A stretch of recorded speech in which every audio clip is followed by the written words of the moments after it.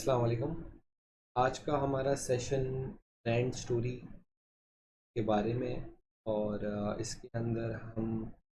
इस चीज़ को समझने की कोशिश करेंगे कि ब्रांड स्टोरी किस तरीके से बनानी चाहिए। उसके अंदर क्या चीज़ें ज़रूरी होती हैं जो कि बेसिकली आपका कस्टमर देखना चाहता है या पढ़ना चाहता है इन योर ब्रांड और थ्रू योर प्रोडक्ट। तो हम इसको देखते हैं।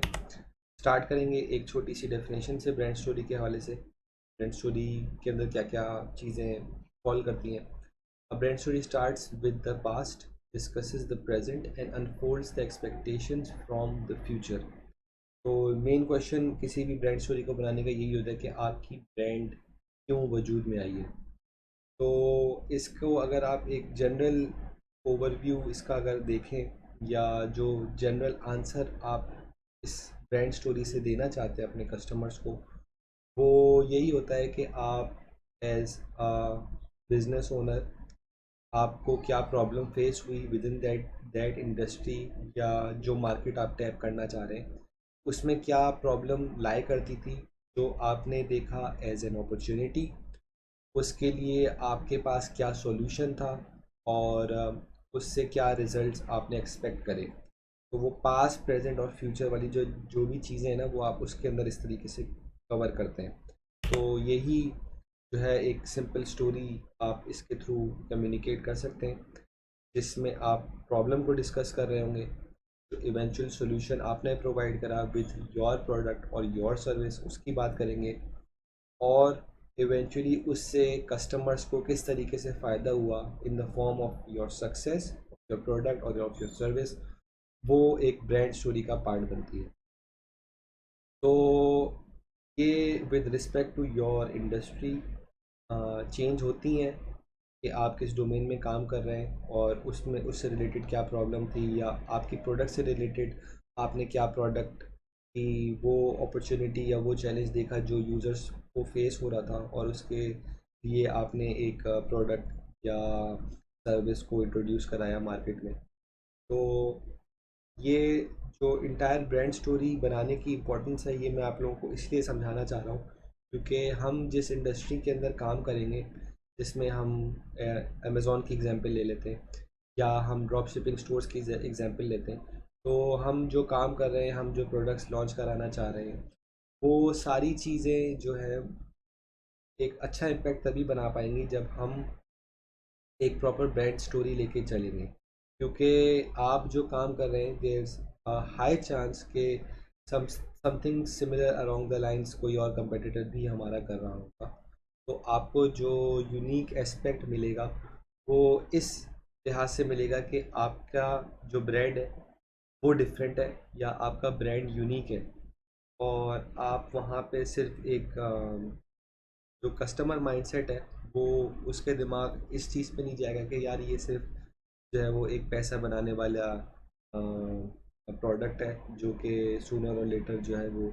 ये लोग जो है यहाँ पे नहीं होंगे, या फॉर एग्जांपल ये मुझे इतनी ट्रस्टवर्दी वेबसाइट नहीं लग रही है क्योंकि ये इनके बारे में ज़्यादा डिटेल्स अवेलेबल नहीं है। तो ये सारी चीज़ें जो है ना ब्रांड स्टोरी का पार्ट बनती हैं और ब्रांड स्टोरी स्टोरी को मज़ीद इम्पोर्टेंट बनाती हैं।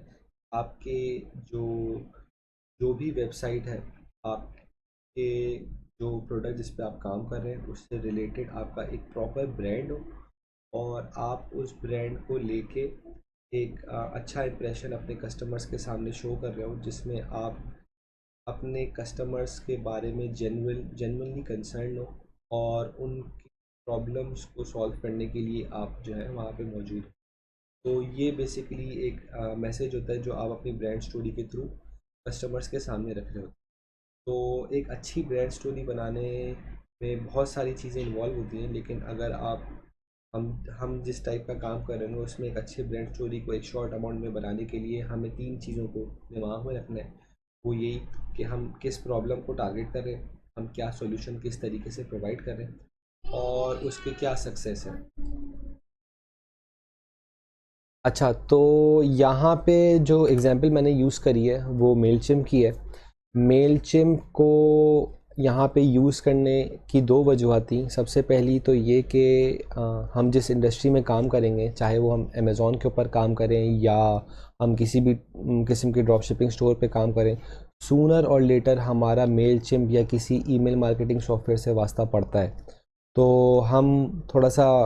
इसको यहाँ पे समझ लेंगे कि ये प्रोडक्ट क्या काम करती है। और सेकंड वजह ये थी कि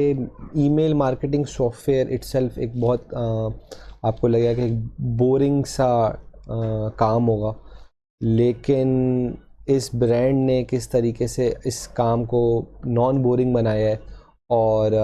किस तरीके से इन्होंने अपने ब्रांड के अंदर वो प्रॉब्लम, वो सॉल्यूशन और सक्सेस वाले फैक्टर को यूज़ करके एक चीज़ को समझाने की कोशिश की है कि हम किस तरह से अपनी यूज़र्स को हेल्प कर रहे हैं और हमारा ultimate goal in the terms of user satisfaction क्या है। तो ये कहीं से भी आपको ऐसे नहीं लगेगा कि ये सिर्फ़ और सिर्फ जो है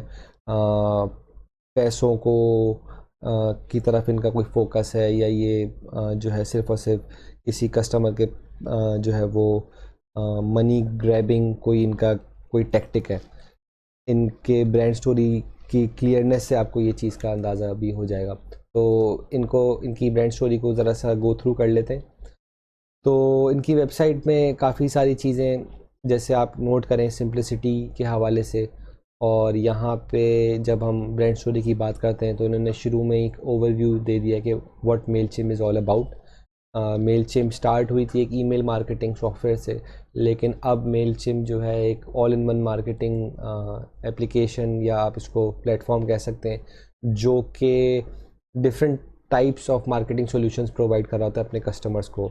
तो ये सारी चीज़ें इनके फाउंडर स्टोरी का भी एक पार्ट हैं, जिसमें इन्होंने बताया हुआ है कि किस तरह से इन दो पार्टनर से एक marketing as a marketing agency start करा था, और इन्होंने एक पर्टिकुलर मार्केट को टैप करने की कोशिश की जो कि अनटच थी,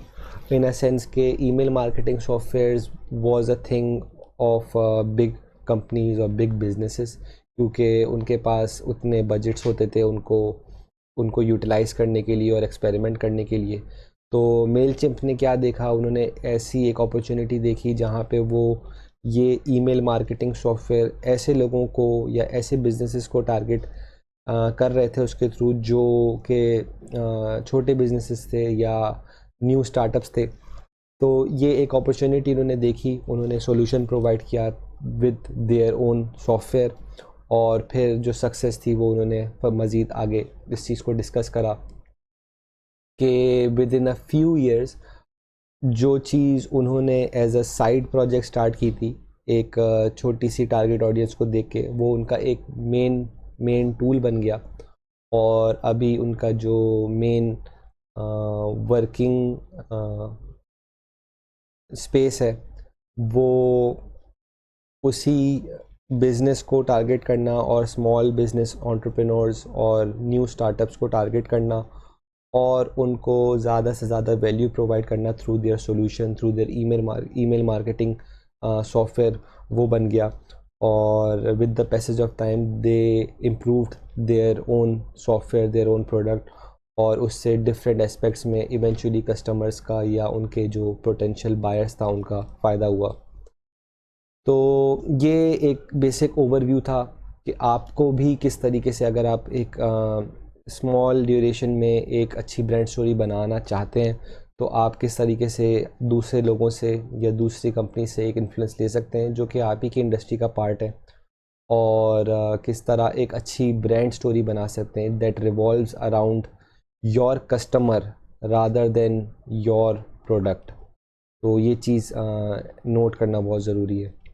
आगे हम थोड़ी सी बात करेंगे in the next few lectures about